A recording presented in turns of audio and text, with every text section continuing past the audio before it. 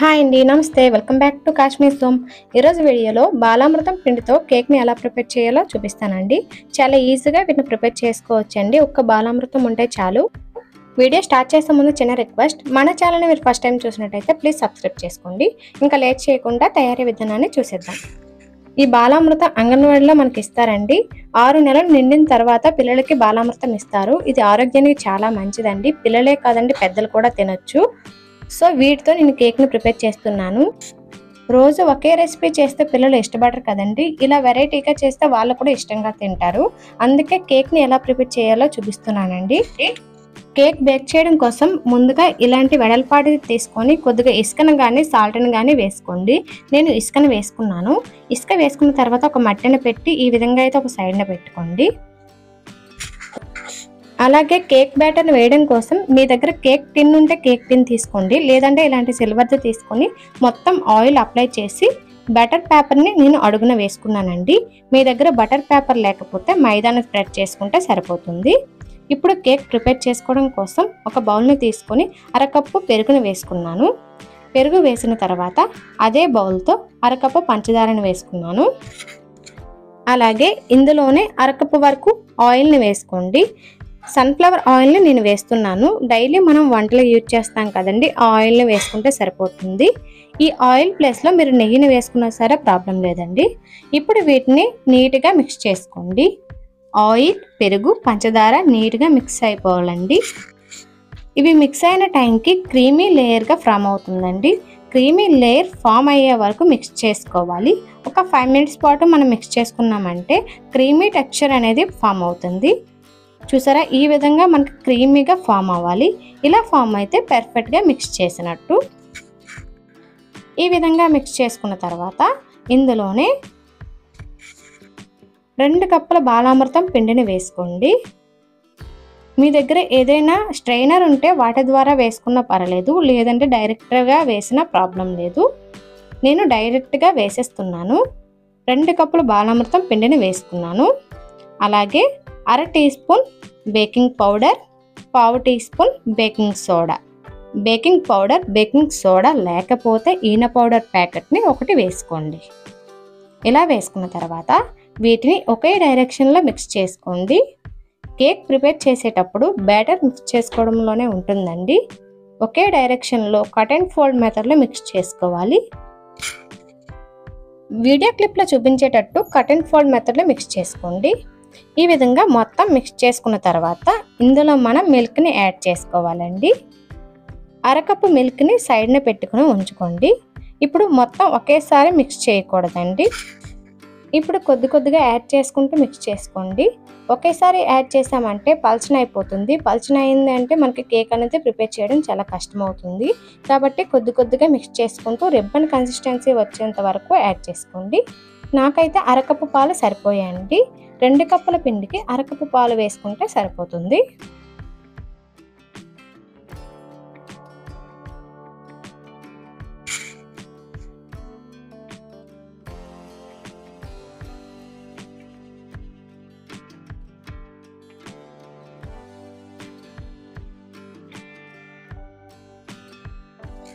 చూసారా, కన్సిస్టెన్సీ అనేది ఈ విధంగా ఉండాలండి. మనకి రిబ్బన్ కన్సిస్టెన్సీ రావాలి.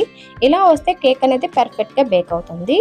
ఈ విధంగా ప్రిపేర్ చేసుకున్న తర్వాత మనం ఆల్రెడీ సైడ్న ఆయిల్ పెట్టి మనం గ్రీట్ చేసుకొని ఉంచుకున్నాం కదండి, ఈ టిన్లోకి వీటిని ట్రాన్స్ఫర్ చేసేయండి.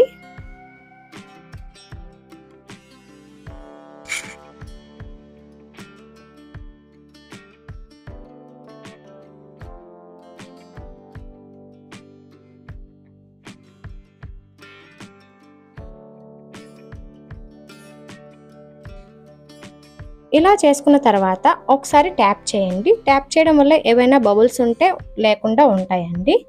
ఆ తర్వాత స్టవ్ ఆన్ చేసి మనం ఆల్రెడీ ప్రిపేర్ చేసుకున్నది ఉన్నది కదండి, వెడల్పాటి దీంట్లో ఇసుకన వేసి చేసుకున్నాం కదా, వాటిని అయితే పెట్టి లో ఫ్లేమ్లో ఒక 5 మినిట్స్ పాటు బేక్ చేయండి. ఇది కొద్దిగా వేడిగా తయారైన తర్వాత ప్రిపేర్ చేసుకున్న బ్యాటర్ని అయితే పెట్టేయండి. ఇలా పెట్టేసి లో ఫ్లేమ్లో ఒక 40 నుండి 45 నిమిషాల పాటు వీటిని బేక్ చేసుకోండి. ఒక 30 నిమిషాల తర్వాత వీటిని ఒకసారి చెక్ చేయండి. మళ్ళీ చెప్తున్నాను, కేక్ బేక్ చేసేటప్పుడు ఎప్పుడు మంటని లో ఫ్లేమ్లో మాత్రమే పెట్టుకోవాలి.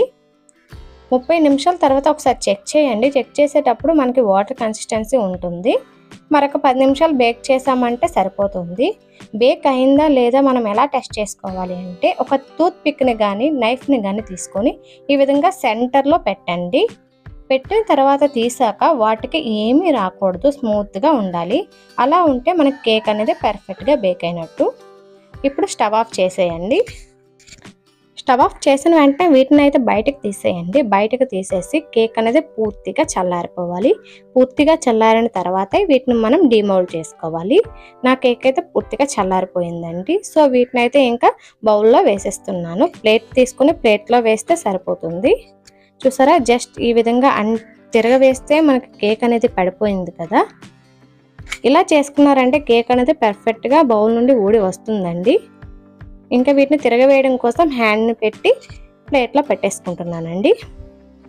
అంతేనండి, మనకి సూపర్ అండ్ ఎమ్మి కేక్ అయితే రెడీ అయిపోయిందండి. మీకు ఒకసారి కట్ చేసి చూపిస్తున్నాను, చూడండి ఎంత బాగుందో. చాలా నీట్గా ఫ్లఫీగా చాలా బాగా వచ్చిందండి. టేస్ట్ కూడా చాలా చాలా బాగుంది. బాలామృతంతో చేశాం కదా, కేక్ అనేది ఎలా వస్తుందో అనుకున్నాను, కానీ చాలా బాగా వచ్చిందండి. స్పాంజీగా వచ్చింది. మీకు లైవ్లో చూపిస్తున్నాను చూడండి, కేక్ అనేది ఎంత నీట్గా బ్రెడ్లా స్పాంజీగా వచ్చిందో.